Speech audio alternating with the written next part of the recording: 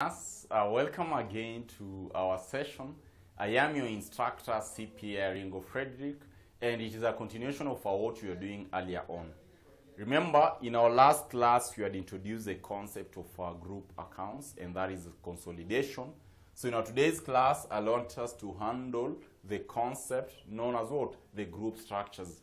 Because at any given point, whenever you'll be given a question, it will also be very important for you to analyze the group structure that you'll be having. So that should take us straight to group structures. That should take us straight to group structures. So allow Mwalimu to erase here so that in this case we can analyze the group structures. So talk about group structures. These are what I want us to study today. Group structures. Group structures. Group structures is what I want us to talk about today. So anytime you're talking about group structure, my good students will find that at this point, for the parent company to consolidate for the operations of the investee companies, it should first determine the group structure and the shareholding. For us to consolidate our subsidiaries together with the parent, we must first of all determine our group structures. And to that note, we normally tend to talk about the three types of group structures, namely, so these are our types of group structures that we normally tend to talk about, types of group structure, types of group structure that we normally tend to talk about. These will include the following. Number one, that must always tend to stick at the back of our mind. We normally tend to talk about what is known as what? The aspect to do with horizontal group structure. So talk about horizontal group structure, horizontal group structure. Number two, talk about vertical group structure, vertical group structure. Number three, talk about mixed group structure, mixed group structure, mixed group structure. So basically, that is what I want us to talk about today, the aspect of the group structures. So on that note, let us start by understanding the first one, which in this case we will be talking about what? The aspect of horizontal group structure. So let us first of all analyze the first one and understand each element. Talk about horizontal group structure, horizontal group structure, horizontal group structure. Let us understand what horizontal group structure entails. So for horizontal group structure, my good students, we are looking at, it exists where the parent company has direct control. It exists where the parent company has direct control in one or more investee companies. Where we do have direct control in one or more investee companies, in one or more investee companies. So we are talking of where horizontal group structure will have it, where a company, where the parent company has direct control in one or more investee companies. So that is very important for us to understand. Now, looking at that case, I want us to have an example which will kind of open our mind wide when it comes to this.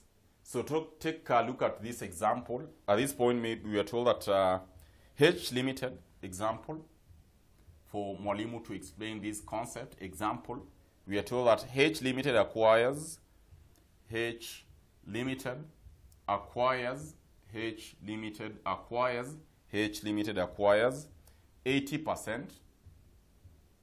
50%, and 40% of A Limited, and 40% of A Limited, and 40% of A Limited. That is of A, that is H Limited acquires 80%, 50%, and 40% of A Limited.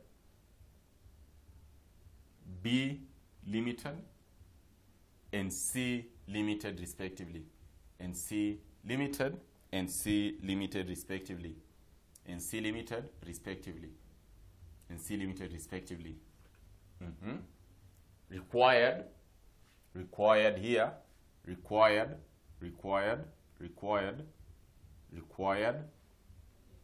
Show the group structure and the shareholding for consolidation purposes.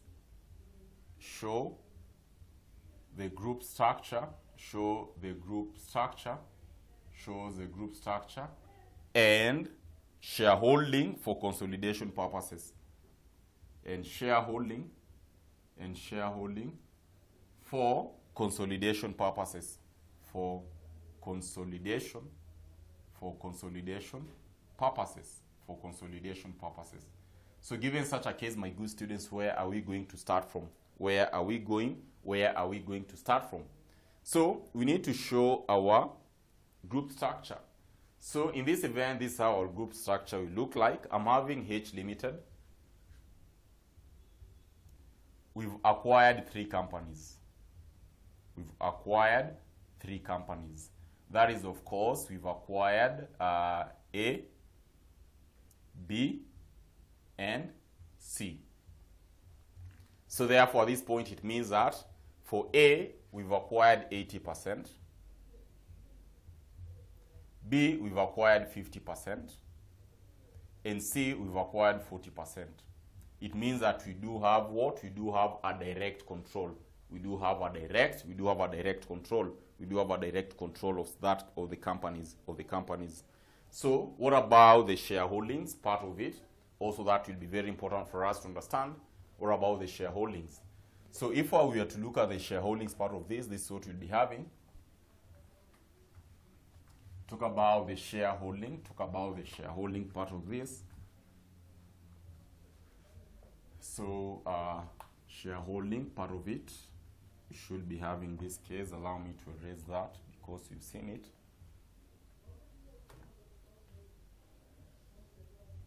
So our shareholding, my good students, we should be talking on this case. I'm having shareholding here. So for shareholding, we should be talking of in A limited, whatever that we are owning in A limited, whatever that we are owning in B limited, and whatever that we are owning in C limited. Okay? So this is what we do have. Holding company, what do we own in A limited? Of course, you are talking of what? 80%. For, in this case, H, we are owning 50%. And in C, H, we are owning 40%. But you'll find A, in this case, we can agree that A is a subsidiary. If you can recall what we did in our previous class, A is a subsidiary. So for subsidiary, I'll be having this portion that we are not controlling, which will also have to account for the same. And this portion is what you are going to term it as what? As NCI. So the portion that you are not controlling, which is 20%, is what you're terming it as what? As NCI. So basically, this is how our shareholding will look like. Remember, NCI will only come into place where we are having subsidiary. In the event that we are having associate, in the event that we be having a joint venture, at that point we won't be having as an NCI. NCI will only come into place in the event that we are having what? A subsidiary. In the event that we are having a subsidiary. So basically that is in regard to horizontal group structure. That should take us to number B, vertical group structure. Talk about vertical group structure. Talk about vertical group structure. Talk about vertical group structure. So very important also for us to understand what vertical group structure entails.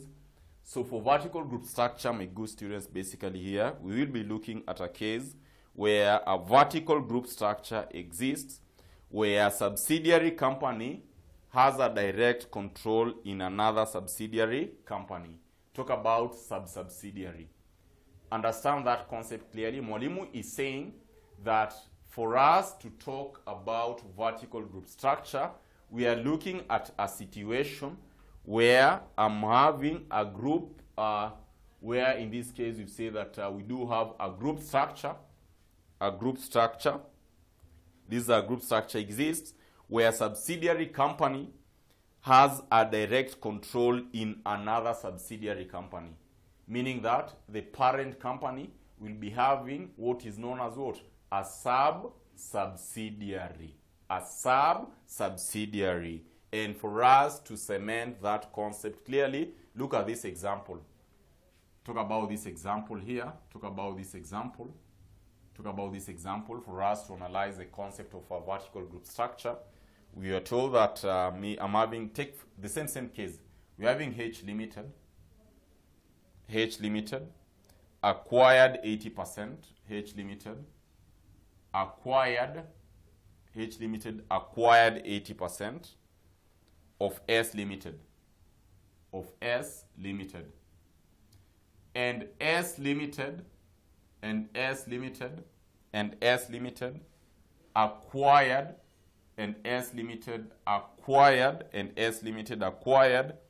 70% of B Limited. Required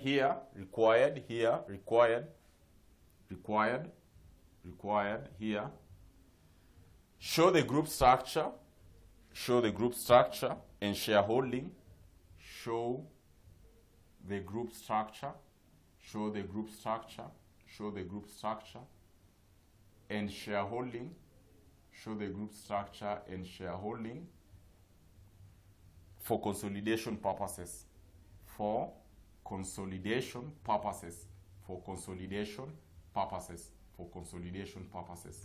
So what will we be having? Now, this is how our structure will look like, because I'm having H Limited, which is our holding company. In that case, we've acquired S Limited.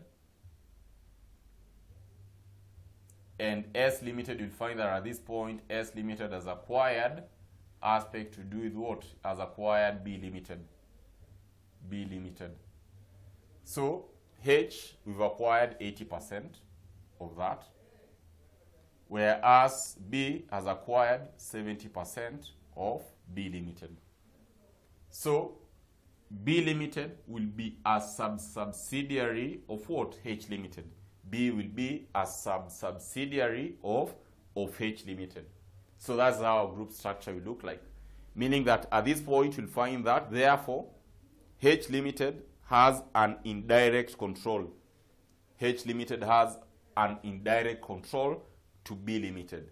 So in the event that you're supposed to prepare our shareholding, how will our shareholdings look like? So my shareholding, therefore, we should be talking of this case. Our shareholding will be having something like this, whereby I'm having talk about in S Limited, and talk about in B Limited. So remember here, S is our subsidiary, B is our sub-subsidiary. So what is H holding in S? So H here, we can agree that at this point, our percentage shareholding is 80%, right?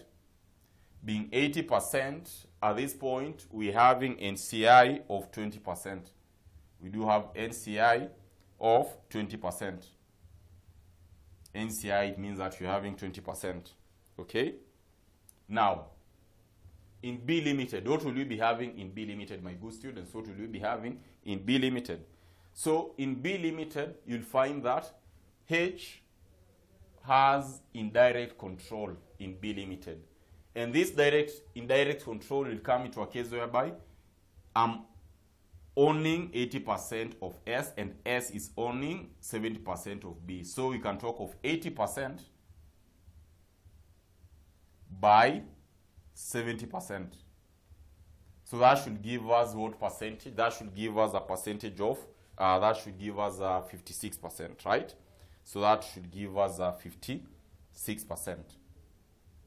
That should give us 56%. Meaning that I'll be having a component of NCI here also.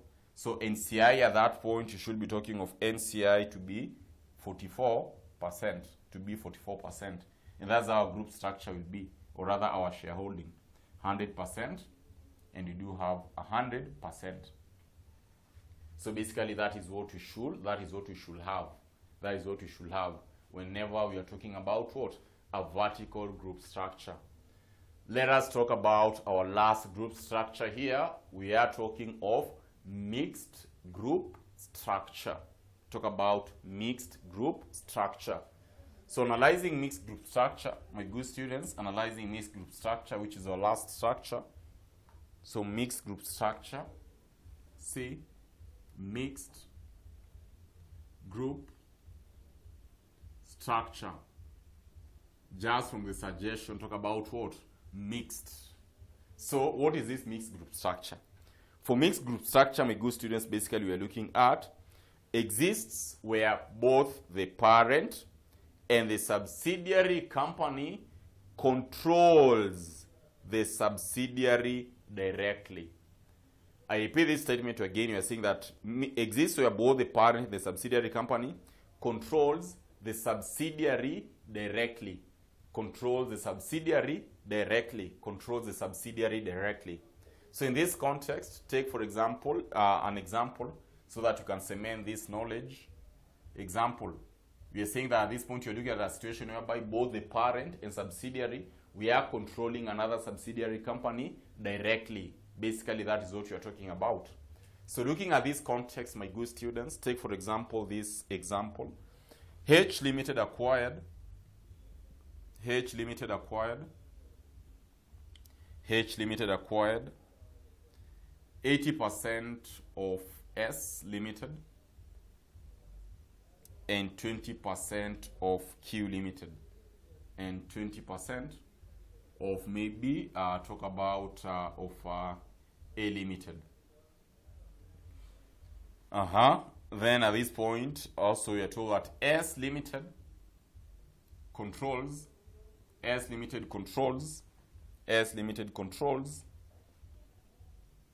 or acquired controls 40% of A Limited. So in this context, we are having direct control in A Limited. Both holding or parent company and subsidiary, we do have control over A Limited. So this is how our structure will be. First of all, I'm having H there. H, we are controlling S Limited. And talk about here, we are having A Limited. So for H, in this case, we've agreed we are controlling 80%, meaning that these are subsidiary. Whereas in this case, you'll find that S is controlling what percentage you've said? 40%. Is controlling 40%. Is controlling 40% of A Limited. But again, A here, you'll find that H, in that context, you'll find that we are controlling 20% of A Limited, meaning that you are talking of direct control. We are talking of direct control. You are talking of direct control. So basically, this is how our structure will look like anytime you're talking about mixed group structure. Now, the big question will be, what about our shareholding? My good students? To look at our shareholding, that again will be very simple because this is what we'll be having. And I want us to open our mind wide clearly on this. So looking at our shareholding, we should be talking of, I want to look at whatever that we are owning in S Limited and whatever that we are controlling in A Limited. So we can all agree that our holding company, we are controlling 80% here of S. Whereas in this case, we find that I'll be having NCI to be 20%.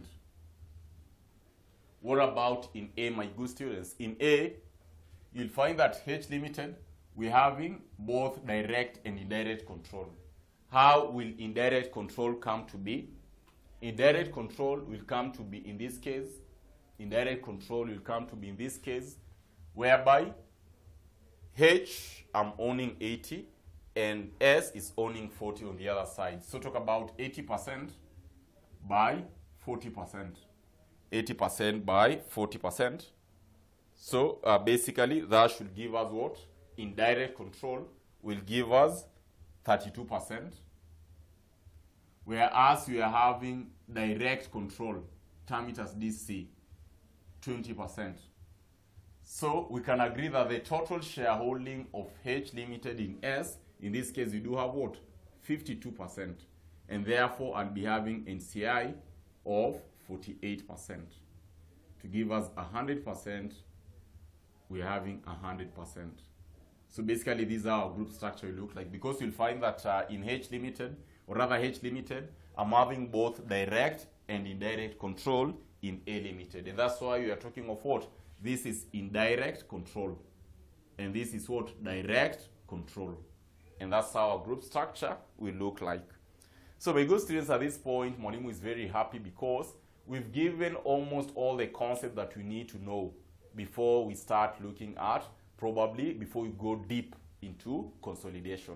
So to this juncture, thank you so much. And let us meet in our next class, whereby we are going now to introduce the other parts of consolidation.